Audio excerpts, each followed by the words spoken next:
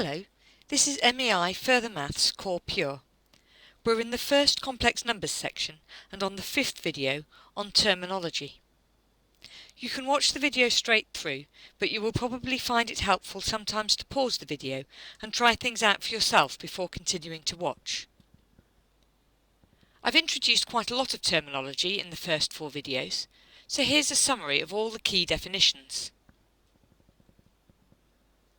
In a complex number z equals a plus bi, the real part of the number is a, and b is the imaginary part of the number.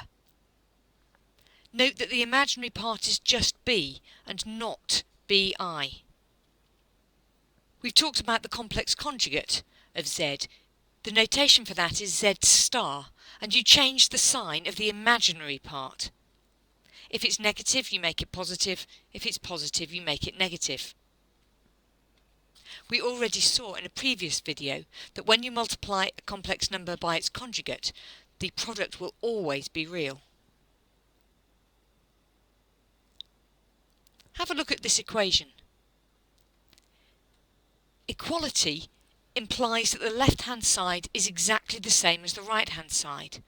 So that means that the real parts must be the same, so that a is 7, and also the imaginary parts must be the same, so that b is equal to -4. Complex numbers are only equal if the real terms and the imaginary terms are each equal. So that means that a complex number equation is actually 2 separate equations. This is important. You may think you've got stuck if you've got 2 unknowns and a single equation, but you're not. You can equate real and imaginary parts to get 2 equations that you can solve simultaneously. Let's look at this in practice. Here's an alternative method for division. We're going to say that the division is equal to a plus bi, and we'll rearrange it to get an expression for a and an expression for b. So, multiplying both sides by 5 plus a gives us a plus bi multiplied by 5 plus I,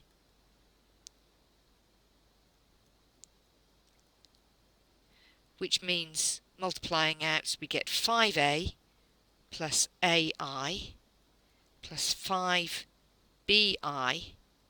plus bi squared. And that means that 3 minus 2i is equal to 5a minus b plus a plus 5b, lots of I. We can now equate real and imaginary parts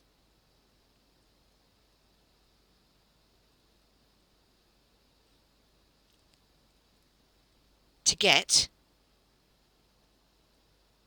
3 being equal to 5a minus b and minus 2 being equal to a plus 5b.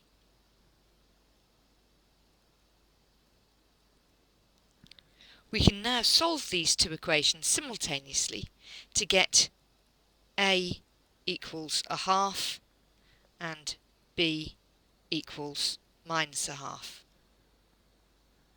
This is a perfectly valid alternative method for doing division, but it's not as efficient as the method using conjugates that we saw in the last video. Here's another example of using equating parts. I've got an expression being equal to a complex number, and I want to find out what z is, but z has 2 parts, so I need to rearrange it to get those 2 parts separable. So, for z, I've put in x plus yi, and then for z star, I put in x minus yi, and that's equal to -1 plus 13i. Now I multiply out the bracket to get x plus yi plus 3xi minus 3y I squared equals minus 1 plus 13i. Collecting terms, I've got x plus 3y plus 3x plus y I equals minus 1 plus 13i. Now, equating real and imaginary parts,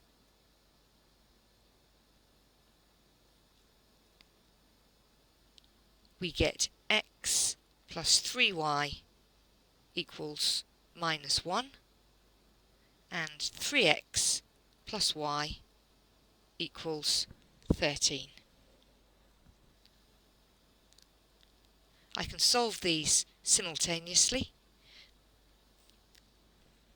by multiplying the top equation by 3 to get 3x plus 9y equals minus 3, and then subtracting the second equation from the third equation. That gives me 8y equals minus 16, and therefore y equals minus 2, and x equals 5. So z is the complex number 5 minus 2i. That's the end of this short video. The next video in this series is on linking complex roots to quadratic equations.